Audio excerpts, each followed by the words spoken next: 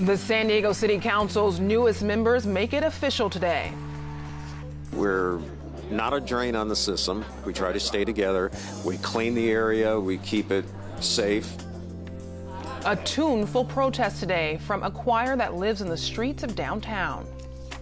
They seen different guys buying them, raping them, torturing them, killing them if they did not obey to their needs. A San Diego woman gives back by helping women victimized by ISIS. KPBS Evening Edition starts right now.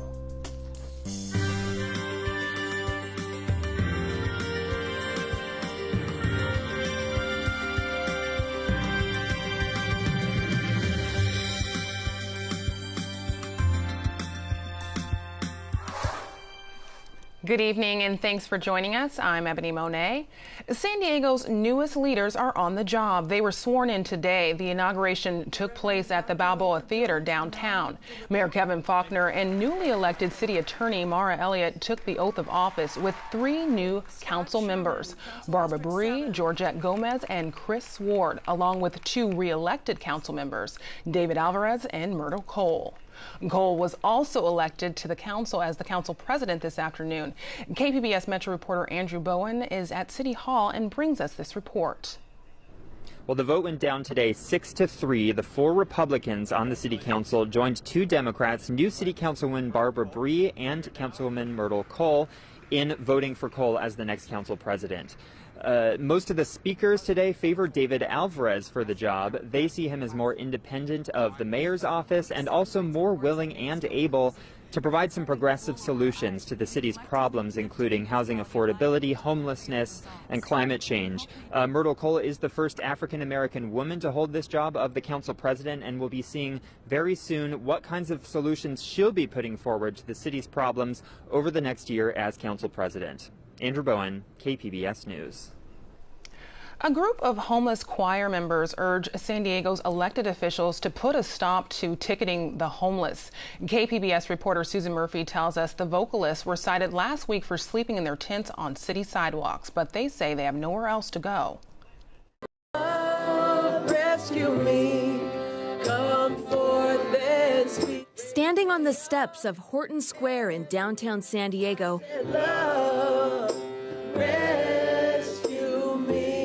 the voices of our city choir sang a desperate plea. Yeah.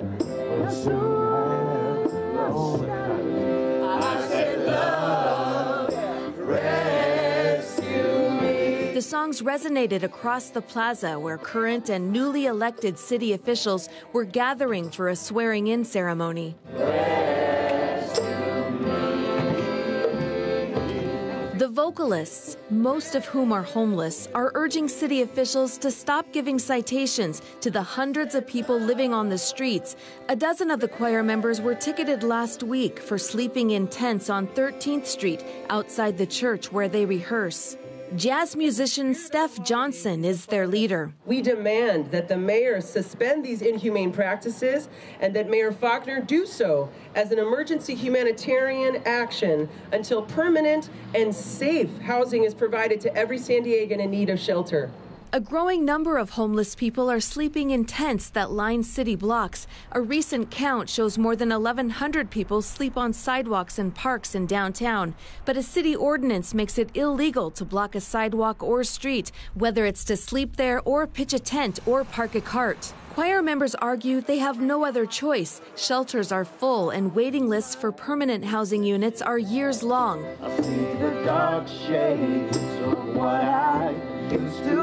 Choir member Jeffrey Hayes was ticketed. He's been homeless for about a year after he lost his information technology job. We're not a drain on the system. Most of us, where we house ourselves, usually it's in one block. We try to stay together. We clean the area. We keep it safe. The choir members say their efforts won't stop here. They plan to speak out at a city council meeting Tuesday morning.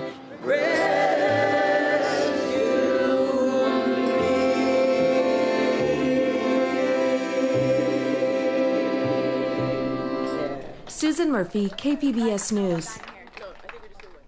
Port of San Diego officials are close to approving a major renovation of the 10th Avenue Marine Terminal. Port officials say they may be able to boost the amount of cargo coming through the port.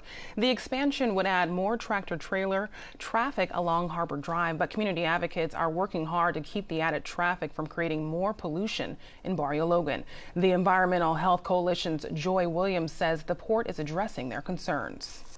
They have agreed to get new cargo handling equipment that's electrified as the fuel source instead of diesel, and they've agreed to do that by specified dates. So there would be, say, 3 new things by 2020. Williams says she wants the port to hear from the community at a public meeting on Tuesday so commissioners understand how important it is to reduce pollution at the terminal. San Diego Unified School District will have to consider major cuts. It's facing a more than $116 million budget deficit. The cuts come on the heels of a recently approved 4% employee raise. They take effect this school year. On Tuesday, the board is set to discuss possible solutions to the shortfall. They have to have a budget reduction plan in place by March. A La Jolla Educational Pillar is building a new permanent site in downtown San Diego. UC San Diego is set to break ground at Park Boulevard and Market Street next year. The $42 million facility is called the Innovative Cultural and Education Hub. A nearby business owner tells KPBS the industry and jobs development the project will bring is good for East Village.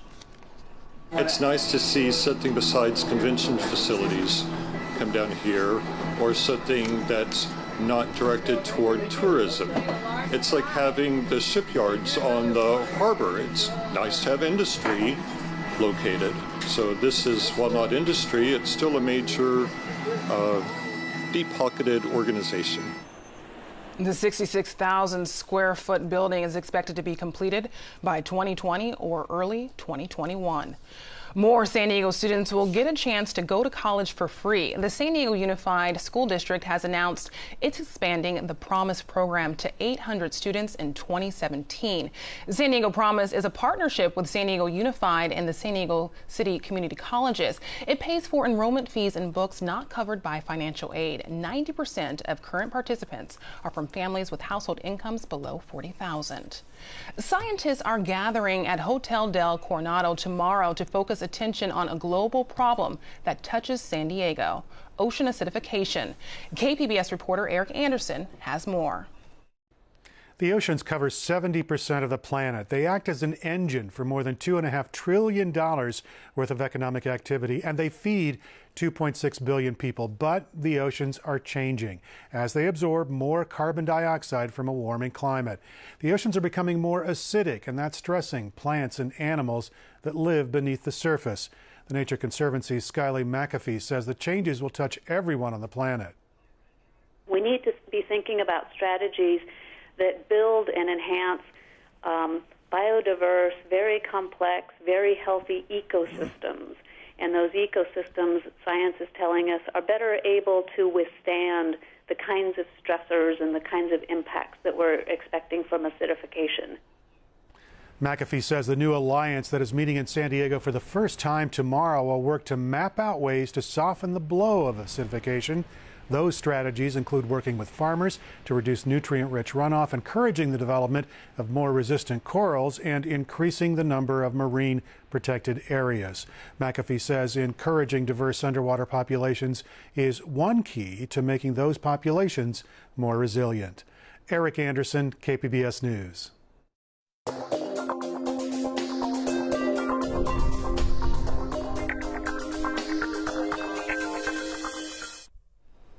Candidates for San Diego County's 2 most competitive congressional races flooded broadcast television with ads this election cycle. Reporter Leo Castaneda with our news partner iNewsSource takes a look at the money behind the ads. The most expensive congressional race in San Diego this year was in the 49th district. There, the incumbent Republican Darrell Issa faced off against the challenger Democrat Doug Applegate. The 2 candidates and the independent group supporting them spent about $11.5 million. A lot of that money went to expenses like staff, mailers, and campaign signs, but about $3.7 million went to paid commercials on broadcast TV. The two campaigns bought almost 68 hours worth of 30-second ads on the 5 major commercial TV stations in San Diego. Here's a sample of those ads. He was one of America's foremost entrepreneurs. Now, Congressman Darrell Issa is using his vast experience to focus Washington on job creation. Let's face it, something's wrong. The system's broken. The biggest outside spender in that race was the Democratic Congressional Campaign Committee. That group, which is part of the National Democratic Party, spent about $2.4 million trying to get Applegate elected. A few miles south, the campaign for the 52nd Congressional District between incumbent Democrat Scott Peters and Republican challenger Denise Gitsham was also expected to rack up millions in TV spending. And it started out that way, with both campaigns making big television ad buys. However, about a month before Election Day, it became clear the race wasn't going to be all that close. And in the last week of October, both candidates canceled about $100,000 worth of paid commercial time. In the end, the campaign spent less than $1 million on broadcast TV ads. That comes out to a little more than 22 hours worth of commercials. For KPBS, I'm my news source reporter, Leo Castaneda. It's estimated that ISIS has kidnapped 7,000 Yazidis, a non-Muslim minority from mostly northern Iraq. Many of the men have been murdered or forced into bonded labor, and the women and girls have been sold into sex slavery in places like Saudi Arabia and Kuwait. KPBS investigative reporter Amita Sharma talks to a local woman from Iraq who is helping the Yazidi victims. Dilquaz Ahmed immigrated to the United States from Iraq 15 years ago. She runs a nonprofit in El Cajon for domestic violence victims. Ahmed has traveled to Iraq several times over the last 2 years to counsel Yazidi women who have escaped from ISIS. I met up with her recently at a San Diego park to talk about her work and what is happening to these women. What have the Yazidi women seen? What have they endured? They experienced that being bought and sold in 1 week for 10 times. They seen different guys buying them, raping them, torturing them, killing them if they did not obey to their needs. How young are the girls? They were raping girls as young as 9 years old to 50 years old. They paying a lot of money to buy young women, 15, 10, 12, for $10,000 to $20,000. You heard so many stories about these women being captured and the atrocities that were committed against them. Was there one story in particular that stood out for you? One specific story is a story of young women. So when ISIS invaded their city, they killed her husband, and they took her. They took her 10 years old daughter. She said, in front of me, a Saudi guy came and bought her.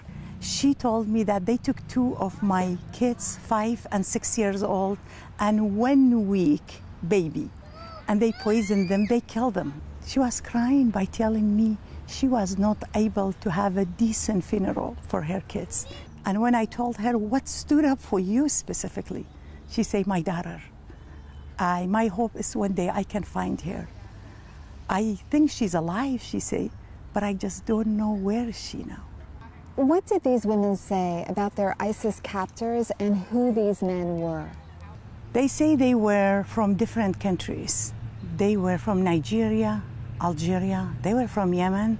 Even somebody told me there were a white guy from Australia who bought her. And her question was, what was those people doing in my country? So that was a big question. She said from all over the world, there were people there. And what did these ISIS men say to the girls, to the women? They say, we ask them, why do you do that to us? Like, why are you torturing us? I belong to a husband. How could you marry me? They say, just because you are not Muslim. God told us to do that to you. You met the women in refugee camps in the outskirts of Mosul, Iraq. These women have now been rescued from ISIS. What condition are they in physically? What condition are they in mentally? Physically, they are suffering from a lot of injuries of torture, of burn in their bodies. Some of them have a lot of miscarriages. Emotionally, they are suffering from a lot of nightmares and trauma. They are walking just with body, just a body. They don't know where they are walking to and where their next step will be. It's just their life, but they don't enjoy life. You're a trained counselor. What do you tell them? When I go there, my job is to support them, to have a voice of their own, and to make sure that they are not alone, and what happened to them is not their fault. So they need to speak out. Once they start to have their voice, so once we start to empower themselves, this is the beginning of the healing. You've been to Iraq several times over the last 2 years, actually since 2014 when ISIS first rose to prominence. You were last there in August. What compels you to help these women? I'm a Kurdish and I'm a woman. I'm an activist. I'm an immigrant. In 1980, Saddam Hussein attacked Kurdish people and he genocided 180,000 people. The entire community and the entire world were silent toward Kurdish people. So the story, it repeated itself with the Yazidi people and nobody want to take any action. That's what motivates me. I have a good life. I live in America. I'm enjoying freedom. So it's time for me to give back some of the privilege that I gained during this 15 years being in the United States. It's time for me to go back there and give back. Vilquaz, thank you so much for speaking to me today.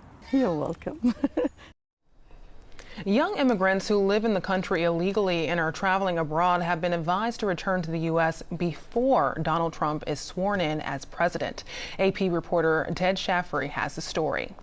20-year-old college student Nancy Lopez Ramirez is one way in public and another in private, something she tries to mask from her parents after the election of Donald Trump. I couldn't cry then, in front of them, because I didn't want them to see how affected I was actually by the results. Lopez Ramirez moved from Mexico to New York when she was 4 years old. She found out she was living in the country illegally when she was a senior in high school. But under President Obama's Deferred Action for Childhood Arrivals program, or DACA, more than 740,000 young immigrants received protection from deportation and allowed temporary work permits. I will urge the president-elect and the incoming administration to think long and hard before they are endangering the status of what, for all practical purposes, are American kids. On the campaign trail, Trump promised to scrap the DACA program. But in a recent interview with Time magazine, Trump said he would, quote, work something out to help these young people. Those words not reassuring enough for Lopez Ramirez and other dreamers. Several groups planned to travel to Mexico so students could visit the country of their birth for the first time. Tatiana Klein of the City College of New York says January's 2-week-long study abroad program is still happening, though a cloud of uncertainty now hangs over the trip. With the new administration, because DACA is something the new president can undo the first day he comes into office. So that could mean that it could negate their advanced parole, their permission to return back into the country. And we want to make sure our students are as safe as possible. And this is their home. And we want to make sure they can come home if they're abroad. But some immigration lawyers are now advising against travel even before the inauguration. DACA holders need to understand that their travel permission is called parole, which is really in the discretion of the individual officer. So it may be possible that individual officers will refuse to honor parole documents even today, which is part of why we're advising people to only travel if they absolutely need to. Lopez Ramirez still plans on going to Mexico and returning before Trump becomes president. I am nervous because it is going to be, my first time actually going back to my home country and actually get to experience what maybe my parents, the country that my parents came from and that they have so many memories about. She's also nervous about what awaits her on her return. Ted Shaffrey, Associated Press, New York. I'm Judy Woodruff on the next News Hour. Our Politics Monday team explains the latest on the Trump transition as the president-elect fills key positions. That's Monday on the PBS News Hour. Make sure to pack your umbrellas. Rain is heading to San Diego. Shanae Shocker has tonight's forecast.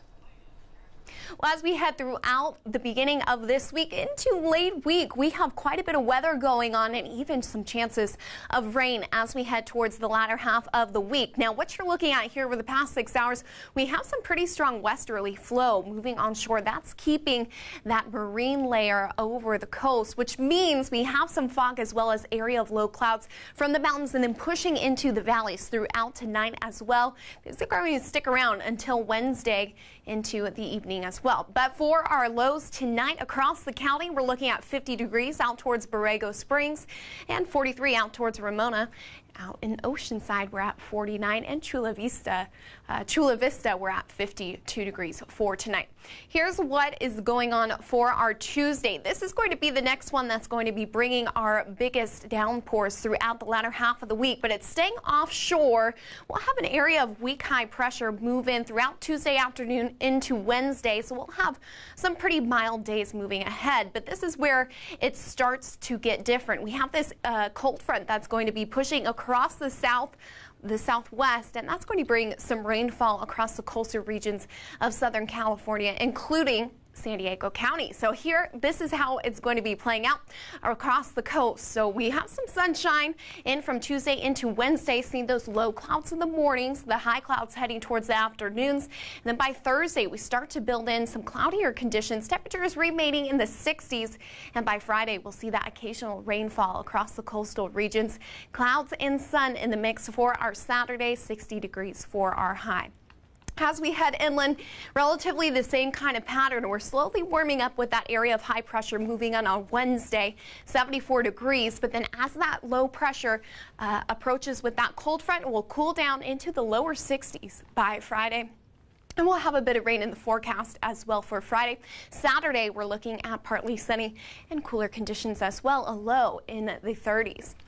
Into the mountains we go. We're going to have some breezier conditions throughout Thursday and even into Friday as well as that front begins to approach. Our temperatures dropping from the upper 50s into the mid 40s. Our overnight low is going to be sitting in the 20s to kick off our weekend this week. 27 on Friday, 26 on Saturday.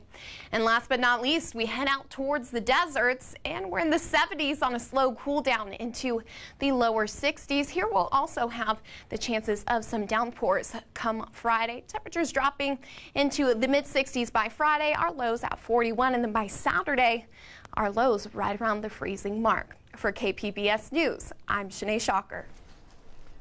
We're learning more today about why the field poll is shutting down. The California Trusted Opinion Tracker announced Friday it would stop operations early next year. The field poll created more than 2,500 telephone polls on presidential races, ballot initiatives, and social issues. But the recent election of Donald Trump has made one thing clear to pollsters: the times are changing. The field poll is done through telephone calls, but political consultants say it's increasingly more difficult to reach people on landlines. It is a great irony that we are more than happy to post a lot of those positions on Facebook, but we're not willing to have a direct conversation with somebody when they're asking us specifically what our opinions are.